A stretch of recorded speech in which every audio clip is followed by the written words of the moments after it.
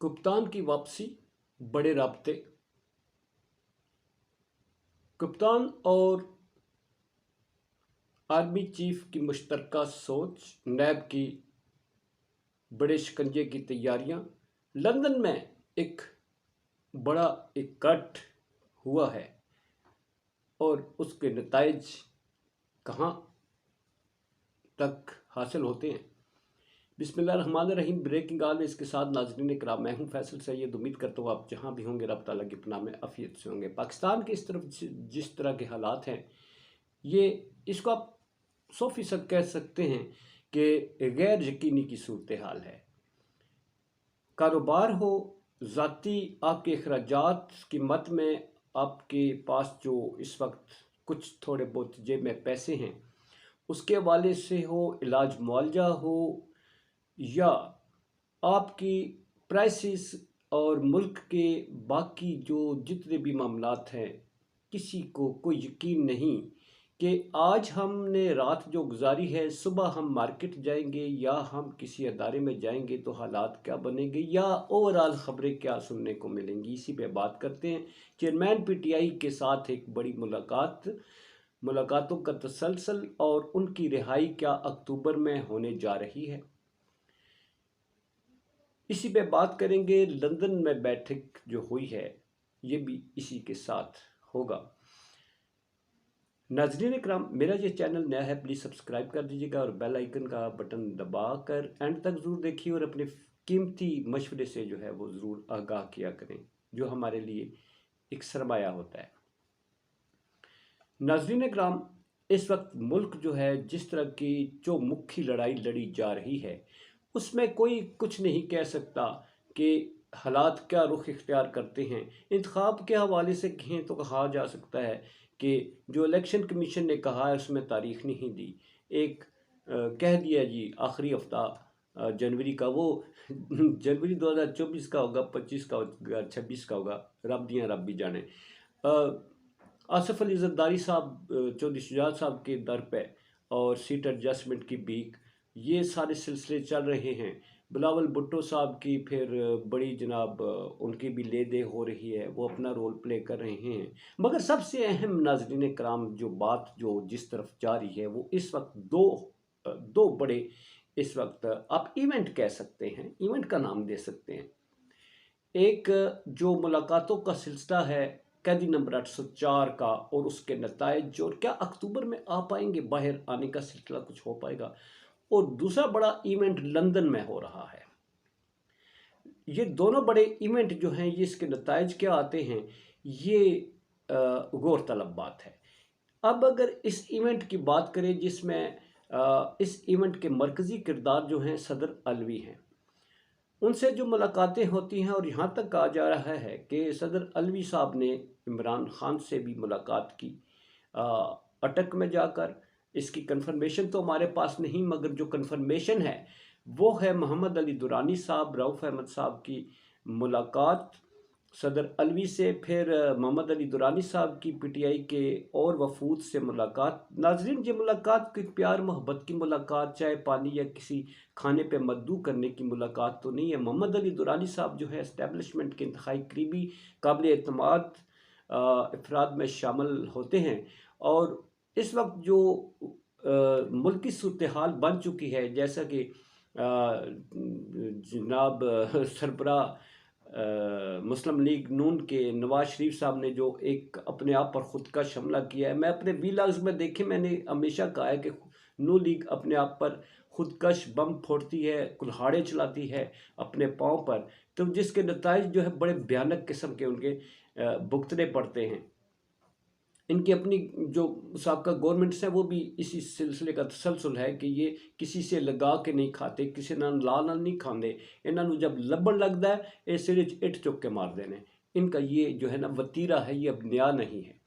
तो जनाब, ये मैं बात कर रहा था सदर अलवी साहब से जो मुलाकातें हैं, ये इस चीज़ की जो है वो गारंटी किसी की उसमें बात की जा रही है कि अगर ये मुकदमात ख़त्म किए जाते हैं, रिहा किया जाता है, तो इसके बदले में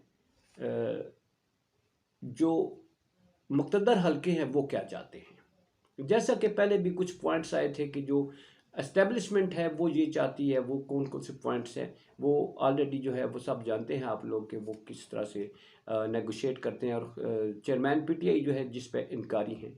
अब जो मुलाकातें हुई हैं इसमें जो कुछ भी ऑफ़र की गई हैं, मगर चेयरमैन पीटीआई की तरफ से जो एक बड़ी डिमांड है वो सिर्फ एक डिमांड है कि इलेक्शन करवाओ, हमारे सारे कारकुनों को रिहा करो, हमारे जितने भी हमारे जो लीडर्स हैं जो इलेक्शन में हिस्सा लेना चाहते हैं उन सब को भरपूर किस्म का इलेक्शन में हिस्सा लेने का मौका दिया जाए, जलसों की इजाज़त दी जाए और इलेक्शन करवाए जाएं, और हमें फ्री एंड फेयर इलेक्शन लड़ने का मौका दिया जाए। सिर्फ एक डिमांड।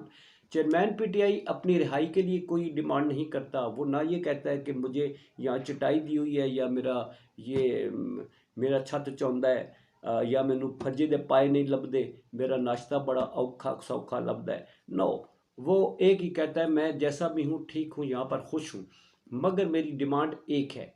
अब नाज़रीन कराम, जो उसकी मौक़िफ़ है वो तो ये है। अब जो मुल्क में सूरत हाल है, और जिस तरह से मैंने कहा कि चेयरमैन पीटीआई और जनरल आसिम मुनीर की सोच कैसे एक है। आपको मालूम है कि चेयरमैन पीटीआई जो है अपने दौरे इक़्तिदार में आने से पहले उसने कहा था मैं करप्शन ख़त्म करूँगा। करप्शन ख़त्म करने के हवाले से जब उन्होंने हाथ डालने की कोशिश की तो बकौल उनके जनरल बाजवा साहब जो हैं वो उसमें रुकावट बन गए, और उन्होंने करप्शन के ख़िलाफ़ काम नहीं करने दिया। उन्होंने नैब में मुकदमात के हवाले से अगर बात की तो कहते हैं जनरल जो बाजवा साहब हैं वो उसमें रुकावट बन जाते थे। तो अब ये सोच जो है जनरल आसिम मुनीर साहब उनकी वैसी नहीं है। उनकी सोच यही है कि मुल्क को लूटने वालों का कड़ा एहतसाब किया जाए और उनसे लूटी दौलत वापस की जाए। हालिया इंतजामात जो सबका 17 माह की हुकूमत ने अपने केसेस वापस किए थे, जस्टिस बंदयाल के फैसले के सिलसिले में वो केसेस ओपन हुए हैं, और इन केसेस ओपन करने के बाद जो एक शिकंजा और एक फंदा जो है वो उन लोगों के खिलाफ कसने की तैयारी है जिन्होंने इस मुल्क को जो है नुकसान पहुंचाया। कहते हैं 400 लोगों ने 700 अरब, नाजरीन 400 लोगों ने 700 अरब मालूम पता है कितना है? 7 खरब रुपया जो है इस मुल्क का लूटा है। और कितने जुल्म की बात है कि ये 7 खरब हमारी और आप जो इस वक्त हम हालात से दो चार हैं, हमें इस हालात में पहुंचाने वाले ये लोग हैं जिन्होंने हमारी जेबों से 7 खरब रुपया लूटा, और फिर ये केसेस माफ़ करवाए सिर्फ 400 लोग। सिर्फ 400 लोगों ने 7 खरब रुपया लूटा है। इसमें कौन कौन है? इसमें सियासतदान हैं, इसमें बड़े बड़े अफसरान हैं, इसमें बहुत बड़े असर और सूख वाले लोग हैं, वो मुख्तलिफ अदारों में बैठे हुए लोग हैं। ये वो लोग हैं। ये चेयरमैन पीटीआई भी यही बात करता था कि एक सख्त किस्म का शिकंजा कसा जाए, मुल्क की 1100 अरब रुपया लूटने वालों पर हाथ डाला जाए। इन चोर उचक्के जो हैं जितने मुल्क को नुकसान पहुंचाने वाले हैं इन पे हाथ डाला जाए। तो जनरल आसिम मुनीर साहब ने भी वैसा ही, उनकी भी सोच पाई जाती है।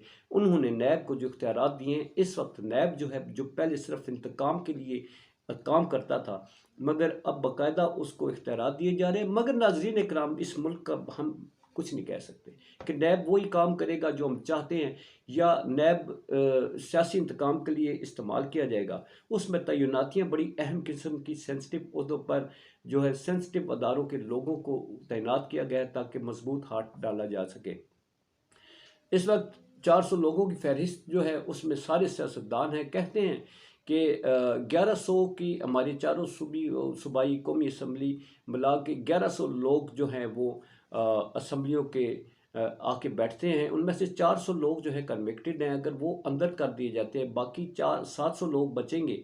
ये 400 लोगों का गैप जो पूरा किया जाएगा, क्या उसमें अनाड़ी किस्म के सियासतदान ला के बैठाए जाएंगे और एक झूलती जालती सी गवर्नमेंट बनाई जाएगी, उसके नताइज क्या ले पाएंगे? ये बड़ा सवालिया निशान है। मगर नाज़रीन इकराम, इस वक्त चेयरमैन पीटीआई की बाहर आने की अगर बात की जाए तो कहा जाता है, एस्टिमेट है, गेस है कि अक्टूबर तक उन्हें अगर मामलात तय होते हैं तो वापस इक़्तिदार में लाने, इलेक्शन लड़ने की इजाज़त दी जाएगी। क्योंकि इस वक्त जो नवाज शरीफ साहब ने एक बड़ा कुल्हाड़ा मारा है, जनरल बाजवा और फैज़ हमीद, आने वाले चीफ जस्टिस एजाजुल एहसन साहब اور پھر عمر عطا بندیال صاحب ان کو نشان عبرت بنانے کی جو انہوں نے دھمکی لگائی ہے، اس سے یکسر جو حالات ان کو تشریح میں رکھ کر اقتدار دینے کی تیاریاں تھیں وہ تشریح الٹ دی گئی ہے، اور اب ایک شکنجہ جو ہے ان کے لیے تیار ہے۔ جو نیب کیسز کھلنے جا رہے ہیں اس میں ساری نون لیگ کی قیادت، اس میں اسحاق ڈار صاحب ہیں، نواز شریف صاحب، شہباز شریف صاحب، خواجہ آصف صاحب، زرداری صاحب، یہ ڈھیر سارے لسٹ ہے 400 لوگوں کی۔ تو اس میں ایسے میں ان کا اکتوبر میں آنا جو ہے وہ مسئلہ خراب ہو رہا ہے۔ آج اس وقت جو میٹنگ ہے وہ آج لندن میں ایک بڑی بیٹھک ہے جی، چونکہ لندن ان کا اصل گھر وہ ہے، یہاں تو یہ موجے کرنے آتے ہیں نا، لوٹ مار کرنے کے لیے، اس قوم کے پیسے سے لوٹ مار کی، واپس چلا گیا، پہلے وہ چلے گئے، سزا ہوئی اور پلیٹلیٹس تلے ہوتے ہو گئے تو جناب جعلی سرٹیفکیٹ لگا کے لندن میں بیٹھ کے لندن سیر سپاٹے کرنے کے بعد پھر ماحول پاکستان میں ایسا بنوایا، ایسا گند ڈالا کہ اپنی راہ ہموار کی، اور قوانین ایسے بنوائے کہ اپنی راہ ہموار کی، مگر وہ قوانین اڑ گئے۔